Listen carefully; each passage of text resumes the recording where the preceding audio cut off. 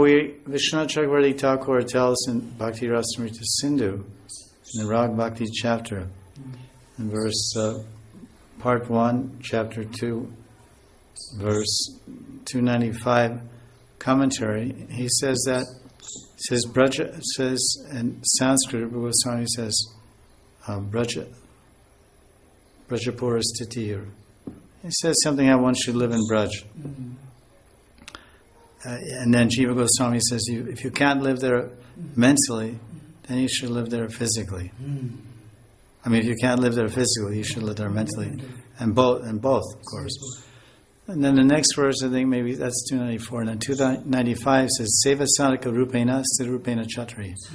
We should serve Radha and Krishna in our sadhak group, and it says chatrahi, seva sadhaka rupena sthirupena chatrahi. Chatrahi means simultaneously, at the same time. You should do service externally as a sadhaka and internally in your siddha sarup. This is what means Raganuga Bhajan. This not, you do this for a while and then you do that. No, Raganuga Bhajan has two parts, external in sadhaka rup and internal in siddha rup, the Manasi Seva.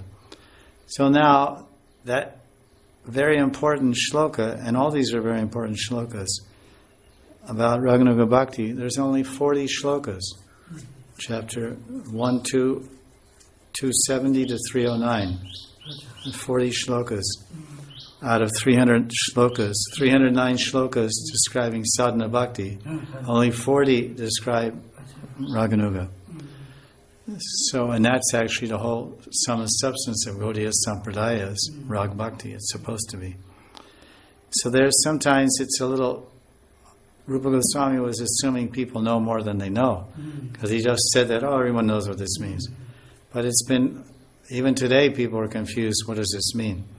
So Vishwanath Chakravarti Thakur, to make it very clear, because Jiva Goswami didn't mention the point, so from Jiva Goswami's time, with his Tika on Upadeshamrita, Bhakti Rasamrita Sindhu, and Vishwanath's time, that was about 100 years. 150 years went by.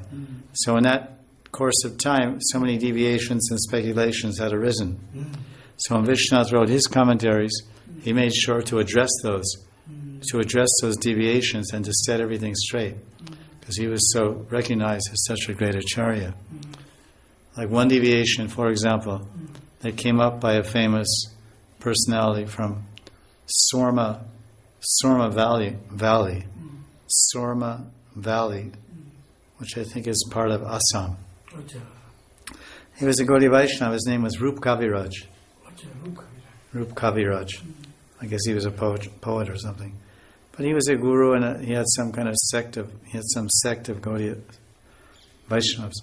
So he gave his own interpretation to this, because Rupa Goswami did not elaborate. That's the problem. And Jiva Goswami didn't say either. So he said, following the Brijvasis means that we follow the Brijvasis. The Brijvasis don't observe Ekadasi, they don't wear tulsi beads, they don't chant japa, they just love Krishna. So he was preaching like this. So he had a whole group of people that were saying, we're like Brijvasis. So Vishwanath came and said, this is not correct.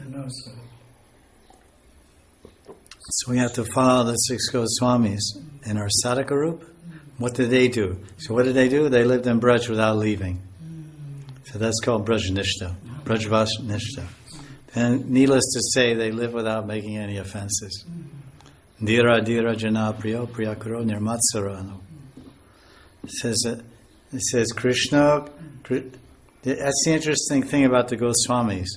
They had a heart and a brain. Some people, they come in the line of bhakti, they have a big brain, but they have no heart. And some people have a heart, but they don't have any intelligence to deeply understand. So best is both. So in this Satguru Swami Astakam, if you minutely study it, you see very clearly how it represents the different aspects of their sadhana bhajan and their dynamic personalities as exemplary sadhakas, what to speak of being nitya siddha parishats of the Lord. Because all the six Goswamis are six mandris, they're kaya Kaya Vyuha of Radharani's Antaranga Shakti, her own sort of Shakti.